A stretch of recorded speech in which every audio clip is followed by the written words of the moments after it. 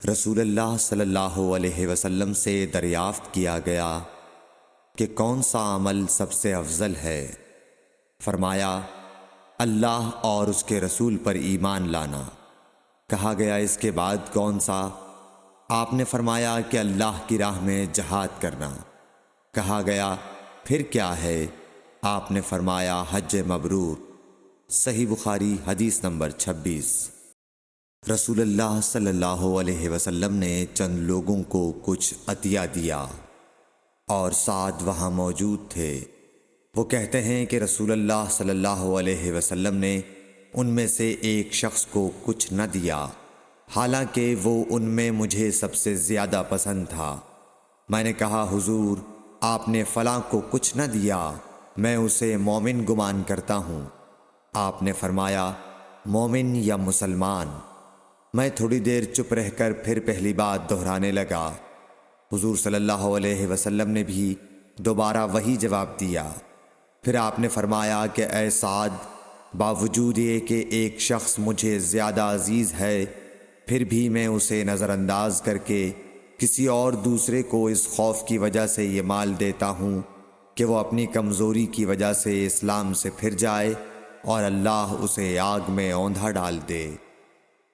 صحیح بخاری حدیث نمبر 27۔ ایک آدمی نے رسول اللہ صلی اللہ علیہ وسلم سے پوچھا کون سا اسلام بہتر ہے؟ آپ صلی اللہ علیہ وسلم نے فرمایا کہ تو کھانا کھلائے اور ہر شخص کو سلام کرے، خواہ اس کو تو جانتا ہو یا نہ جانتا ہو۔ صحیح بخاری حدیث نمبر 28۔ حضرت صلی اللہ علیہ وسلم نے فرمایا مجھے دوزخ دکھلائی گئی تو اس میں زیادہ تر عورتیں تھیں جو کفر کرتی ہیں۔ کہا گیا حضور کیا وہ اللہ کے ساتھ کفر کرتی ہیں؟ آپ صلی اللہ علیہ وسلم نے فرمایا کہ خاوند کی ناشکری کرتی ہیں اور احسان کی ناشکری کرتی ہیں۔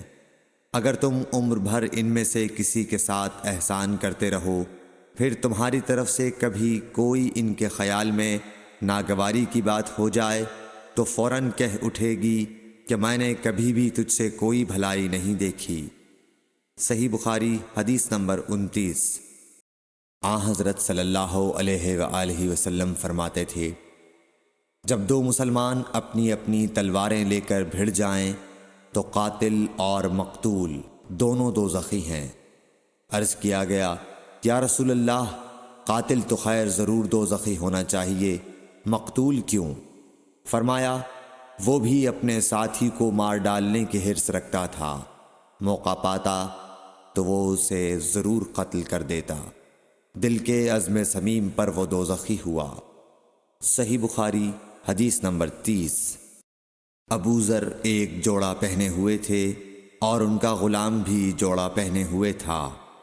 سبب دریافت کیا گیا تو کہنے لگے کہ میں نے ایک شخص یعنی غلام کو برا بھلا کہا تھا اور اس کی ماں کی غیرت دلائی یعنی گالی دی، تو رسول اللہ صلی اللہ علیہ وسلم نے یہ معلوم کر کے مجھ سے فرمایا اے ابو ذر، تو نے اسے ماں کے نام سے غیرت دلائی ہے، بے شک تجھ میں ابھی کچھ زمانہ جاہلیت کا اثر باقی ہے۔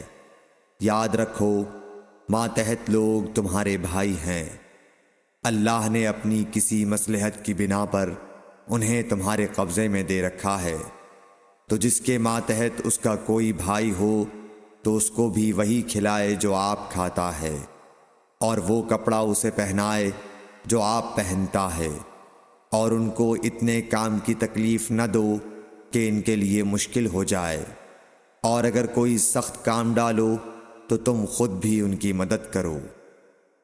صحیح بخاری حدیث نمبر 31۔ جب سورہ انعام کی یہ آیت اتری جو لوگ ایمان لائے اور انہوں نے اپنے ایمان میں گناہوں کی آمیزش نہیں کی، تو آپ صلی اللہ علیہ وسلم کے اصحاب نے کہا یا رسول اللہ یہ تو بہت ہی مشکل ہے، ہم میں کون ایسا ہے جس نے گناہ نہیں کیا؟ تب اللہ پاک نے سورہ لقمان کی یہ آیت اتاری کہ بے شک شرک بڑا ظلم ہے۔ صحیح بخاری حدیث نمبر 32۔ رسول اللہ صلی اللہ علیہ وآلہ وسلم نے فرمایا، منافق کی علامتیں 3 ہیں: جب بات کرے جھوٹ بولے، جب وعدہ کرے اس کے خلاف کرے، اور جب اس کو امین بنایا جائے تو خیانت کرے۔ صحیح بخاری حدیث نمبر 33۔ رسول اللہ صلی اللہ علیہ وسلم نے فرمایا کہ 4 عادتیں جس کسی میں ہوں تو وہ خالص منافق ہے، اور جس کسی میں ان 4 میں سے ایک عادت ہو تو وہ بھی نفاق ہی ہے جب تک اسے نہ چھوڑ دے۔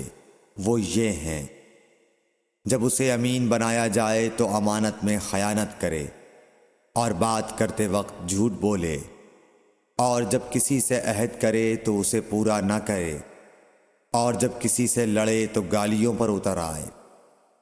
صحیح بخاری حدیث نمبر 34۔